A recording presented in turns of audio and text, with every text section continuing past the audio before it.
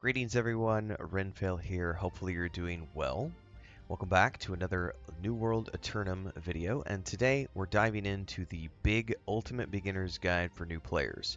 I typically do one of these for every game that I play, and these are longer videos. These are usually in the 30 to 45 minute range. So if you are at any point in time feel like you're getting lost or you're like, wait a second, I missed a thing, I want to go back to it, make sure to check down below in the description because there is a chapter breakdown for each of the individual chapters in this video for easy reference that you can hop around and go see the things that you need to a refresher on and just bookmark them as you go along. So hopefully you enjoy. Don't forget daily streams at 9 a.m. Mountain on YouTube and Twitch, and I do play a lot of other games. This is a variety channel, so hopefully you'll check out all the other things that I do. But in the meantime, we're going to get rid of the face and go straight into the game and dive into today's Ultimate Beginner's Guide to New Aeternum for new players. First up is Archetypes. Now there are a few archetypes here in the game. You can think of these as classes. These essentially just give you a starting combo of weapons as well as 3 trade skills that will start off with a boost to them. These put them up to level 50. So when you're choosing your archetype, the big thing is to understand that you're not locked into these choices at all. I mean, you can level up any set of weapons you want to in the game, but the archetype is essentially just sort of a beginner's way of jumping into the game and having 3 trade skills that are already leveled up to 50 and a couple of weapons and a cool set of cosmetic gear that gives you a sort of defining look and feel to your character. But once you're into the game, you are not bound to these by any means. You can pick up any trade skill in the game. You can build your own class with any combination of weapons that you want, any combination of trade skills that you want. This is just a way for you to get started in the game. During the open beta, I played a ranger. I had a lot of fun. Now, during the base game, I went and played through the entire campaign as a musketeer, and when I got to the end of the campaign storylines, I then switched out the musket for a bow because I personally prefer the bow a little bit over the musket, but that's just a personal preference. So again, like I said, I built my own after I'd already gone through it. So you can do whatever you want here. So just go through here, investigate, decide what you're going to want to do. They all have different unique combat styles. And the tank is definitely tanky, the DPS are definitely DPS-y, but a little more squishy. So just play around with these. Understand that you're not locked in to anything. You can always change your mind later on if you want to. Once you get into the game, you're going to find the attribute page where you can level up the various stats or attributes of your character. Now, similar to the weapons in the game and the trade skills in the game, you are not locked into anything here. You can freely respec up to level 60. After level 60, it costs a little bit of gold. Gold is easy to come by. Respecking is not an issue in this game, so don't be afraid to play around with things here. Now, the number one tip that I can give here is that whatever is your chosen weapon or your chosen weapon combos, you should more than likely stick to that as your primary stat up to around 350, 300, whatever you choose. There is a point of diminishing returns as you get towards the cap, but you're not going to get to the cap until you're up around the level cap. So my tip for new players is always just whatever is your primary stat, put all of your points into that primary stat as you are leveling up until you reach the point where you start to feel like maybe you're a little squishier than you'd like to be, and then you can start putting points into Constitution. There is a whole meta game here if you want to get into the, the numbers and be a math person, and you should take 75 points of intelligence and 25 points of dex and 75 points of strength and put the rest into Constitution. This is not a part of the beginner's guide. The beginner's guide is simple. Whatever is your primary weapon choice, put your stats in that attribute as you level up, because that's going to give you the most amount of DPS for your build. And that's important in terms of questing and everything else. Constitution only is so much as you need it for if you're starting to feel squishy. And at any point in time, up to level 60, you can freely respec Doesn't cost you anything. It takes 90 seconds to respec. You can put your points where you want, play around with things, and in a lot of cases you might find boss encounters where you want to do that. The good point in the case here is at the end of the main series quest around level 60, there is a big bad boss you will face. We'll just call her the Tempest. I ended up respecking 3 times during that fight until I found a combination of stats that gave me what I needed to accomplish that fight. So don't be afraid to play around with these, but just put, like, I'm a bow user and a musket user and a rapier user. All of those are dex-based weapons, so just go all out with dexterity. That's what works. As you start to explore the island of Aeternum, you're going to realize that it is a big, big, big, big, big, big place. It's broken into territories, and within these territories, you're going to find settlements and fast travel waypoints. And these altars, these shrines, these are very important to understand, these fast travel points. Any of these settlements or fast travel points that you have uncovered and unlocked can be used to fast travel to, but only if you are currently at a location that you can fast travel from. So as an example, right now I'm in this area called Crow's Nest. So since I'm in the Crow's Nest area, I can freely fast travel to any other fast travel location that I have unlocked, such as here. But if I choose one of these shrines that I have not reached, you'll notice that the fast travel option is grayed out.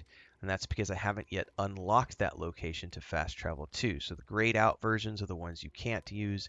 The gold options are the ones you can use, but only if you are currently at a fast travel location. If I were to leave this area, I don't know how far down I need to travel here. Let's run down the road just a little bit and open that map back up.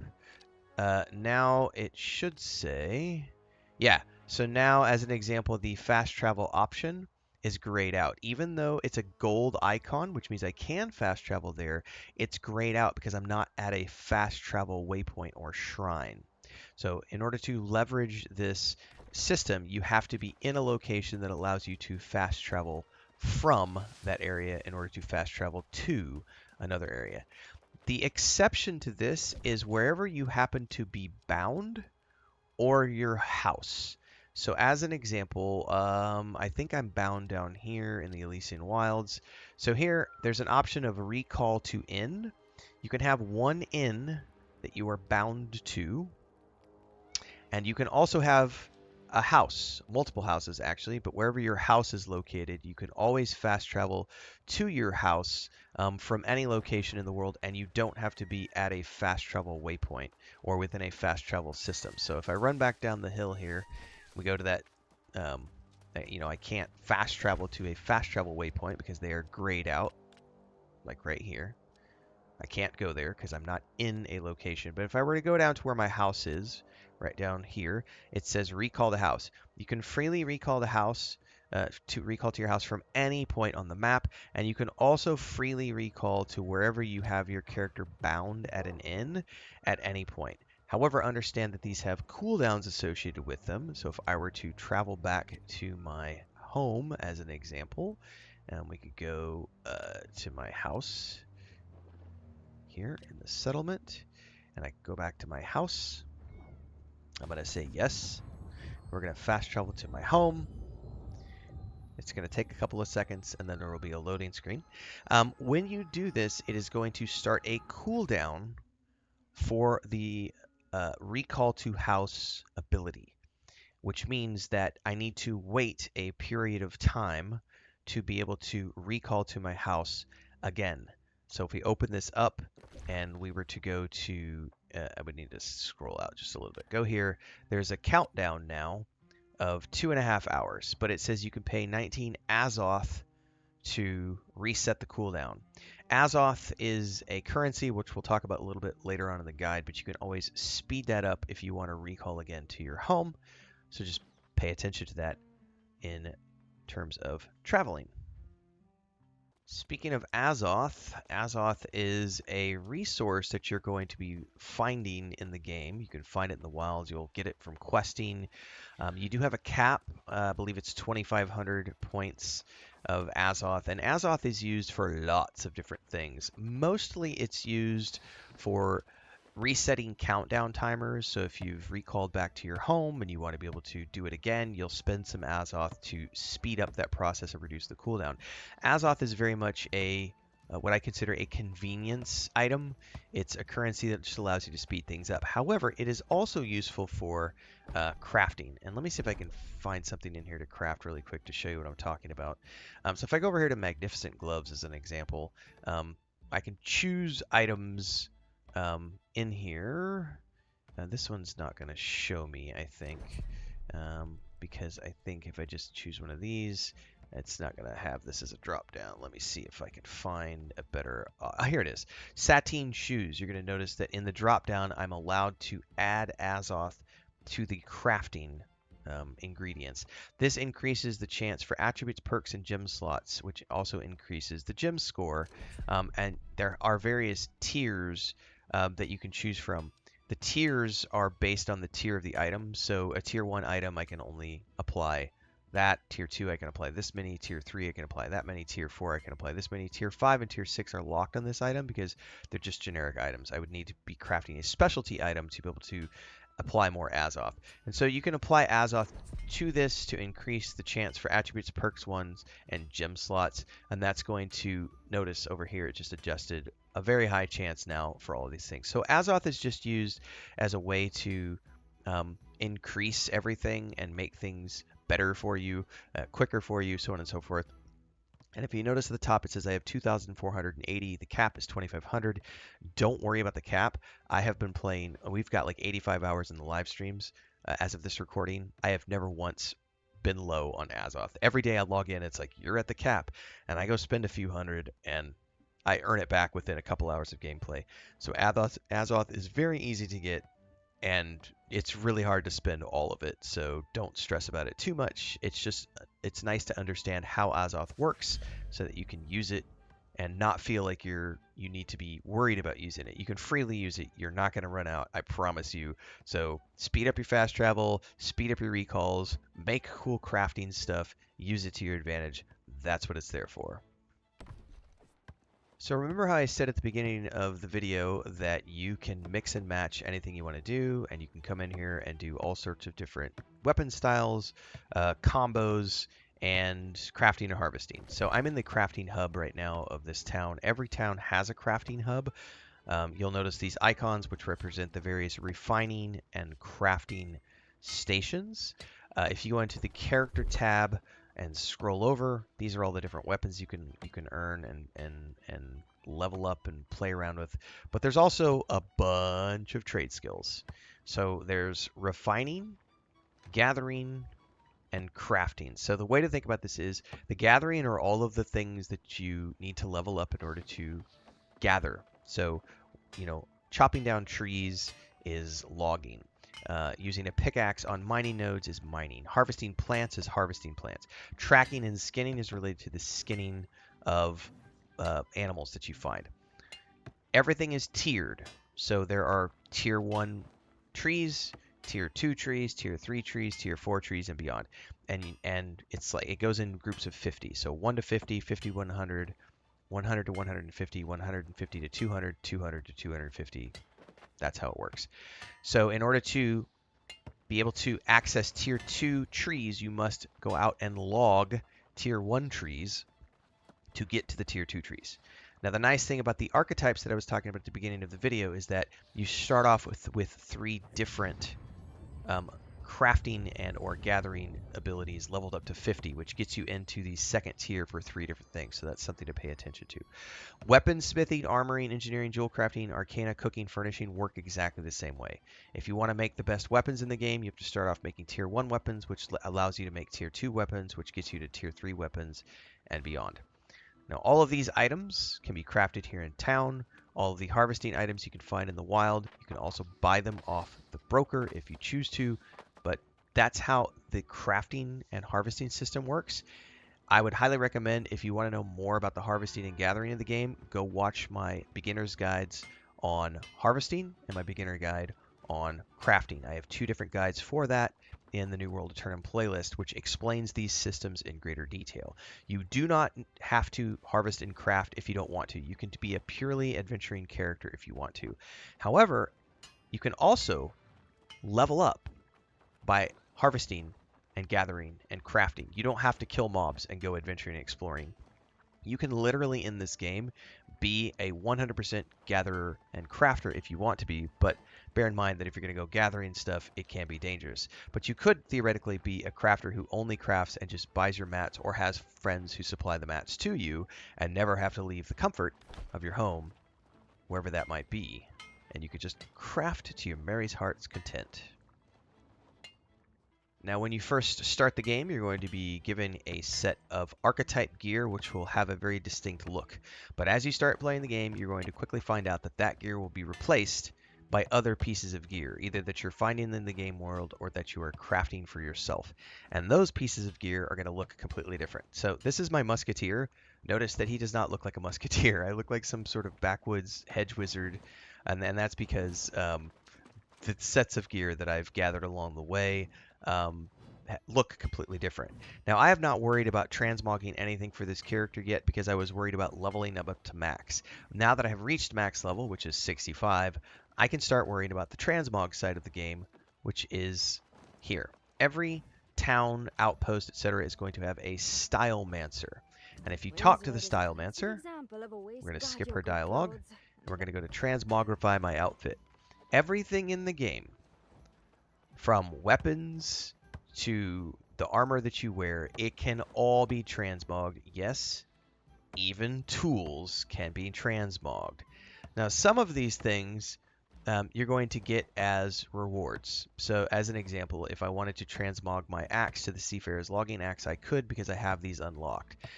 Other things in the game, you'll notice that they have this symbol. It says transmoggable, but I don't have it unlocked yet. And if I chose to do this, it says you haven't unlocked this skin yet.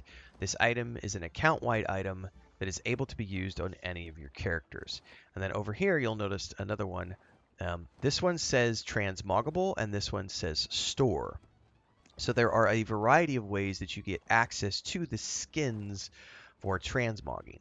Some of these things can be earned through gameplay, such as these ones that have this symbol, because you can go get these transmog tokens, which you can get through gameplay, through the battle pass, or you can purchase them if you want. Other things are directly and only available from the store, so these are purely paid for cosmetics.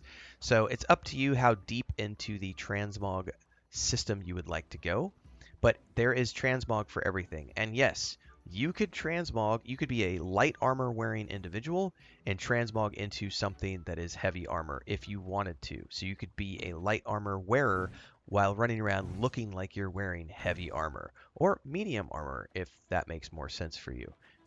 It's entirely up to you. Now, I'm a light user, and you can go down here and find all of these different things that I have found along the way. The ones that are grayed out here are ones that I haven't found or aren't available. These are all the ones that I've found through gameplay, but I have not yet spent a transmog token to unlock them for this character. Once you spend a transmog token, it unlocks it, and you can use it across any of your characters. It is account-wide, which is really nice. And if you currently don't have any transmog tokens, I have 2. At the top right, you'll notice I have 2 transmog tokens. I have earned those through gameplay. If I wanted to quickly add more, I could go in here and I could do so by going to the store and adding some of these currency coins and then buying more transmog tokens. Also, you can get dyes and other things, but you can, again, find these to gameplay. You can also make dyes. There are lots of ways to get dyes and things for your character. There is a transmog system. I don't personally recommend this for players unless they get to cap, because you're going to be finding so much armor along the way as an adventurer that it would kind of, because transmog tokens, in my opinion, are not quote-unquote cheap.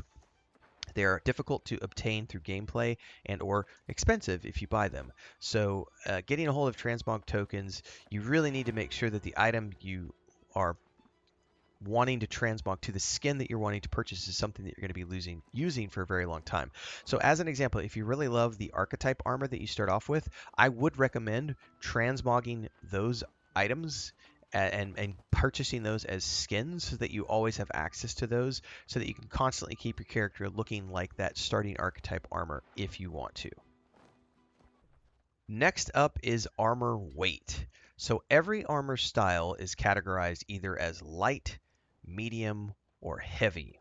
And this is important because weight and the types of armor you are wearing directly impact whether or not your character can jump around like this and be quick and nimble, or whether or not they're going to be unable to do this. So because I'm a light armor wearer, I can duck and tumble. I can do this and quickly duck to the side.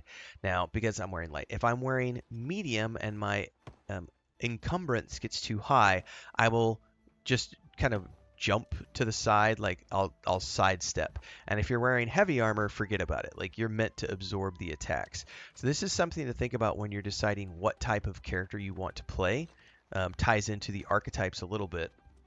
Because if you are a like two-handed sword, heavy plate wearing character, you are not going to be a two-hand sword user in plate mail, jumping and ducking and tumbling around the battlefield. You are expected to wear plate mail, which absorbs damage, and you're going to walk up slowly to the mob and beat the crap out of it with your sword.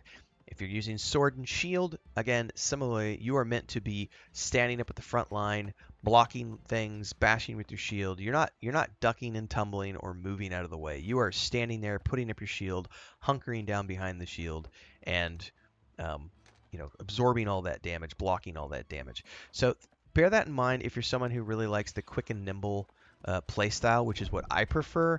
You're going to want to make sure that you stick to light armor, otherwise you will not be able to do this right here. You'll end up being encumbered. I don't have enough armor on me to actually show that right now, so I can explain it, but I'm not showing it right now. So keep in mind, armor weight is a thing in this game, encumbrance is a thing. Also bear in mind with encumbrance, similar to many other games, once you're encumbered, you cannot fast travel. Encumbrance is a little bit different than armor weight, but it is worth mentioning here as a side note if you ever find yourself encumbered from having too much on you. But armor weight is slightly different from that because it's just related to if you're wearing heavy armor, you can't. If you're wearing medium armor, you can kind of move to one side or not. And then if you're wearing light armor, you can duck around and jump around the battlefield. Also worth noting is, as an example, I could equip a couple, I think it's two pieces. I don't exactly know the meta on this because I haven't dug into it too much, but I have a piece of medium and I could choose to equip this, and notice that I can still duck and tumble. But I believe there is, I believe it's two pieces is all you can equip of medium before it then categorizes your character as a medium wearer, and I can then no longer duck and tumble. So that's something to pay in mind if you are wanting to have an agile character who runs around the battlefield. In the course of your travels, you are going to find lots of things, especially if you're harvesting and crafting. All of those things are going to take up inventory space, which is precious, and eventually you're going to want to start storing things in the storage sheds that you can find in town. Now, storage sheds are very interesting. They are local, but also global. What do I mean by that? Well, if you open up the map, every territory has a settlement that you can choose to go to and bind yourself to the inn in that settlement and use the storage shed there and all the crafting facilities there. You can also put a house there if you want to. Now, storage sheds are local in the sense that each settlement has its own storage shed. So if you come in here and look, all of the items that I've stored are in this storage chest. They do have weight limits, just like your inventory has weight limits, but there are ways that you can increase that weight limits, which we'll be talking about here in a little bit. The big thing to note here is that because each one of these is local but also global, you can store things in many different storage sheds, and you can access them through this drop down at the bottom here. So if I go down to the drop down, on the bottom where it says view only are all of the places that I have yet to uncover. So I have not yet unlocked the storage sheds in those locations. All of these ones are the ones that I have traveled to and unlocked. And most of these are empty. I have two that have things in them. So I'm currently in Windsward, and so I'm looking at everything that's in the Windsward storage shed. But I also have things at the last light storage shed. So I could click on that storage shed, access it from here, see all the items in there in that storage shed, and at the bottom here where it says take all, I could choose to pull everything out of that storage shed and put it into my character's inventory. I could then go back to the drop down for Windsward and deposit things into this storage shed. So how does that work? Let me actually show you guys what I mean by that. So go here and go back up to Last Light. Now there's two ways to pull things out. One, I could choose take all, but I could also choose to just take all of a certain category. So let's say I just want to take the crafting mods. I'm going to say take all of the crafting mods with that drop down arrow right there, and I'm going to go bloop, and it's now going to put all those crafting mods into my inventory down here. I can then go back to this local storage shed, Windsward. I can find all the crafting mods and then use the same arrow in my inventory to move all of these items to my storage, which I can't because it's currently full. But I could move all of my cooking items. No, I can't because I'm full. Gosh darn it. Well, you get what I'm talking about. Let's go back to Windsward as an example, or Last Light, sorry, and I can say, go ahead, put all the crafting mods over there, and it literally will deposit them into that resource chest. So I'm literally, even though I'm in Windsward right now, I am putting all of my mats into that particular storage shed. However, one thing to bear in mind is that when you are crafting, you must have items in your inventory or in the storage chest, storage shed for the local area where you're crafting. So if I were to go craft here in Windsward, but all of my crafting mats are in Light's End, I would not be able to craft those items here because they're not in my inventory or in the local storage chest. So I would need to then access that storage chest and move them here so that I could then craft the items here. So that's a little bit of an overview on how storage sheds work. And now you can quickly and easily transfer things between the storage sheds based on where you're going to be doing your crafting. The game map is broken into territories. So if you look across the bottom here as an example where the flashing is going, that's Windsward, that's where I'm located, that's my home base where my house is. There's also to the right is Reekwater, to the left is Monarch's Bluff, down below is Elysian Wilds, above is Everfall, so on and so forth. Now you can see those territories represented here in this tab over on the left when you're looking at the map. And you're going to notice that there's numbers associated with each one of these territories on the left-hand side. These are related to the faction ranking that I have for each one of these territories. I'm 0 at these places. When you are at 0 in a place, it means you don't have access to that location's storage shed and you've not actually visited those places or done anything in those places, or at least done anything to level up. So like I've gone to Reekwater and I've done some stuff there, but I haven't managed to get to rank 1 yet, which means I don't have access to the local storage shed. As you earn faction in a territory, which you can do for it, there's a ton of ways to earn faction. Killing mobs, harvesting, crafting in an area, doing town board quests, doing faction quests, participating in territory battles, doing missions. Like there's all these different ways you can earn faction. As you do, you're going to be given the option to choose various perks and bonuses associated with that territory. The bonuses that you choose are local to that territory. So as a general rule, they are things like increased XP for adventuring, increased crafting XP, lowered rent on your housing costs, more storage space for your storage chests, faster harvesting speeds. These are the types of things that you can choose from when you're choosing. And every time you get a level with a faction, every time you get a faction point for a territory, you can choose a perk.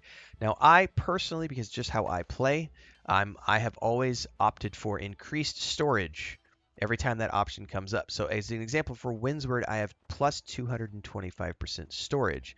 I also have a faster harvesting speed in Windsward because I've chosen the faster harvesting speed for all of those. But if I were to go to, say, Eden Grove, my storage bonus is only 75 because I've done that. Oh, by the way, you can also pan down. It says 75 and then gathering speed plus 16. But if I go back to Windsward, and I scroll down a little bit, you'll notice Storage 225%, gathering is plus 25%. I can own a house in Windsward because I've earned the faction, and I have reduced my property upkeep by 13% because since I have a house in this territory, I have chosen to also reduce my property upkeep as often as possible.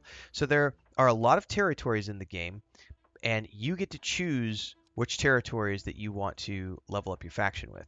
Now, if you're going to get into the meta of this game, different territories have different bonuses related to who's currently controlling them from a PvP perspective. PvP is an optional side of this game that you don't have to participate in, but whoever's controlling the territory that you're in, or whoever's controlling the town that you're in, affects certain things like your rent costs, the crafting costs, so on and so forth.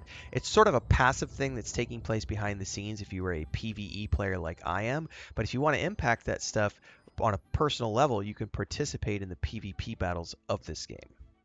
Quick commercial break, everyone, to celebrate and give thanks to all of these amazing people who keep me on the air full time. Really appreciate the support. All you got to do is join as a member. You get access to private videos. You can also do super thanks on any upload or super chats and stickers on any live stream or premiere you see. And beyond that, don't forget we're multi-streaming over on Twitch now, so you can support over there as well. Thanks so much to everybody. Let's get back to the video at hand. Speaking of PvE versus PvP, the entirety of the story of this game is PvE, meaning player versus environment. It's you against the environment, and all of it can be soloed. You do not have to group up with other people if you don't want to for the main quests. However, there are a lot of optional activities that you can participate in this game, many of which are considered to be end-game activities. Most of this is related to either the PvE dungeons or the PvP battles that you can participate in. There are some PvP battles that are related to the arena stuff and the outpost rush, but there's also the PvP content related to the territories and who's controlling the various settlements. You do not have to participate in that at all, but if you want to, you can. There's also a ton of PvE content in the game, like expeditions, which are dungeons. If you've never done dungeons before, these are optional pieces of content that you can choose to participate in. You do not have to PvP. I do not PvP. I hate PvP. I loathe PvP, but you can participate in it if you want to, and you can flag for it if you want to, because there's also above and beyond like controlling a settlement or doing the outpost rush or the 3 versus 3 arena. There's also the factions of the game, which are the Syndicate, the Marauders, and I'm going to blank on the other one, Covenant, I think is what they're called. That's how little I don't participate. Now, I have chosen to align myself with the Syndicate, which are represented by these purple icons. So because I'm part of the Syndicate, that's someone. This orange one is, if I'm not mistaken, Covenant. I don't remember what the one for, or the, I don't remember what the colors all are, what they represent. Green, I think, is the other one, Marauders or something. And if you see that purple icon that's back there over here, this is purple icon represents a faction representative who I could go talk to, or a faction related thing. Factions are completely optional. They give you side quests, and you could do those by yourself, but you can also choose to flag for PvP while you were allied with one of the factions, and you could then fight other players who are flagged as part of an opposing faction. But the PvP versus PvE thing in this game is 100% consensual, 100% optional. It's not tied to the story in any way, shape, or form. It's just an additional thing that if you want to participate in the PvP, you can. But if for someone who's a single player, solo player like I am, and you just want to play the game and have fun, you do not have to do PvP at all. It's just an extra thing that you can do as part of playing the game. Once you've finished up the main storyline, if you want to do PvP, you can. Otherwise, you can just do like me and just go play dungeons and have fun alongside other players rather than fighting against the other players. Food and consumables are a big thing in this game. So there's a variety of different types of foods. There's attribute foods, which you can eat, which increase stats. So example, I have some Constitution food here, and I also have some Dex food. You can only have one of these at any given time. You also have basic food, which is like regen food. So you chew it, you regen health for a certain amount of time, but damage stops that, so it's important that you're not taking damage when you use these. And they can also do mana regen. as well.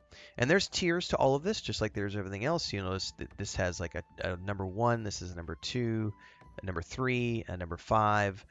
All of these things represent the tiers of the foods. There's also utility items like potions, which give you absorption to certain elements.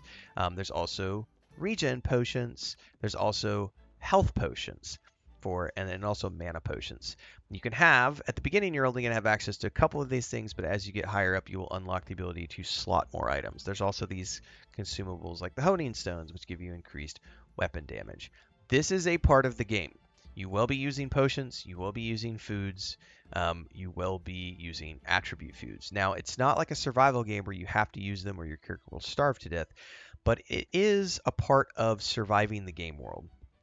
Especially once you get into like the main storyline, they have these things called soul trials, which happen periodically throughout the main storyline, where you are going to be fighting against certain boss mobs and certain encounters, which are going to be far more challenging than the normal content. And you're going to want to consume food items, and you're going to be using potions during those fights. Also, you're going to come across areas where you're going to get certain afflictions like acid, and you're going to want to get that off of your character as quickly as possible. Otherwise, you will be taking massive amounts of damage every couple of seconds. And so you'll use things like the acid tincture to remove the burn affliction from your character. All of these things have, like, the potions have cooldowns, so pay attention to that. But there are lots of different types of potions, lots of different types of utility items, lots of different types of foods, and food can either be found in the game world or it can be crafted by other players. The best food is always going to be crafted by other players. So if you want to make sure that you're always rocking the best food, whether it's basic food or attribute food, you're going to either want to be making that yourself or buying it off of the auction house trader here in the game. Food is also used for your horse, but the basic mount victuals just give you riding XP as opposed to doing anything special for your mount. If you have ever played any sort of online free-to-play game before, you're going to be familiar with the Battle Pass. There is a free Battle Pass track and a premium Battle Pass track, which you can pay to access.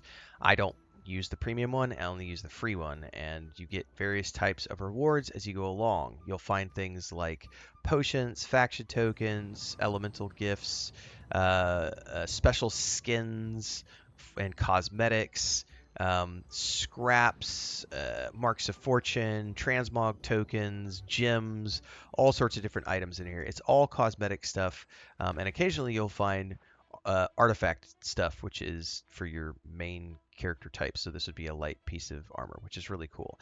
The premium version just gives you access to things more quickly, as opposed to the free version. And all of these are tied to the journey card, which is a completion list, a checklist of completions.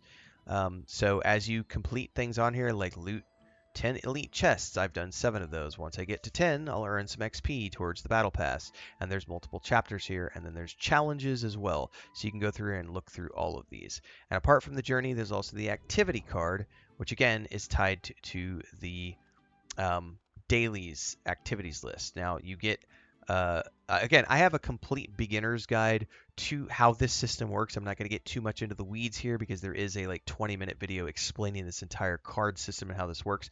The basics here is that you have a daily list of objectives that you can complete to earn stamps, which you use to then stamp this card. It's like a bingo card. When you fill the card up with stamps, it gives you a boatload of XP, and then you start a new card. You can also, if you don't like any of the activities, you can re-roll the activities. You get 1 freebie per day per card, and then after that it costs Azoth to re-roll them if you want to re-roll them further from that point to find activities that you might want to actually do. Like, I never do PvP, so any of the activities on here that are related to PvP, I just ignore. And then if I've done all the things that I can do for the day, I will re-roll and get more activities to then flesh out my stamps. But that's a very brief and quick example of how the Battle Pass works for those of you who want to go into the Season Pass, Battle Pass stuff. Free-to-play option here. Matter of fact, I might as well claim these since we're here and go back to my inventory and open that up and say, whee, I got some goodies. This game does in fact have a housing system. I've got an entire series dedicated to housing, crafting, carpentry, furnishing of your houses. Houses are great. there are different types of houses, different sizes of houses, different styles of houses, and houses are all in the different territories, which means the territory bonuses and the faction you have with the territory directly relate to your ability to purchase a house and or the rent for that house, the purchase cost of the house, and all the things you can do in the house. And I have a tiny house. There are a lot bigger homes that you can buy if you want to, and I have a cool little dog here in my wash pot, wash basin thing. And you come inside and you'll start to see I've got some stuff placed in here. I've been working on this house through a housing video series that I have. So if you want more information on that, you can check out my Ultimate Beginner's Guide to Housing and Carpentry and all that stuff. But houses are great because it enables you to have even more storage space outside of the storage shed, because you can make chests and put things in those chests here, but you can also craft furniture. All of this is furniture that I've crafted. You can also find things in the game world that you can place in your home, like that painting. And if I go into my inventory right now and I go down, well, as an example, here's a reward that I have for a maple bar stool. Now, I could choose to then memorize that, and now I know the recipe to make a maple bar stool, and I could craft that if I wanted to. And also down here, I have some, I put them in the storage shed, so I don't have them on me right now. Oh, it doesn't matter though, because they show me anyway. If I go into the decorations tab, I forgot that it doesn't show you. Or I forgot that it does show you even if they're not on you. So like I have a corrupted combat trophy, there that I can place, and I know why they're not on me, because they're in the other storage chest from another town. Yay, I'm a noob. Anyway, if you have items in the local storage chest, just like with the crafting mats, it will show them when you go into the decorate tab. It'll show all the items that you can place in the home, and I've got another 10 or 12 items, but they're in a storage chest in another town. They're not showing up here, but I do have one of these available, which is a trophy. Now, trophies are things you can place on the wall in your home, which give you buffs.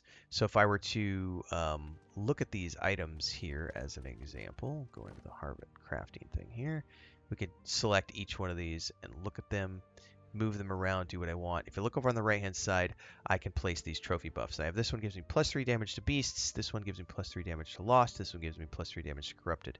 I cannot access, depending on what size of house you have, you can set a certain amount of trophies. I have 3 of 5 right now, so I would need to place some more in here if I wanted to.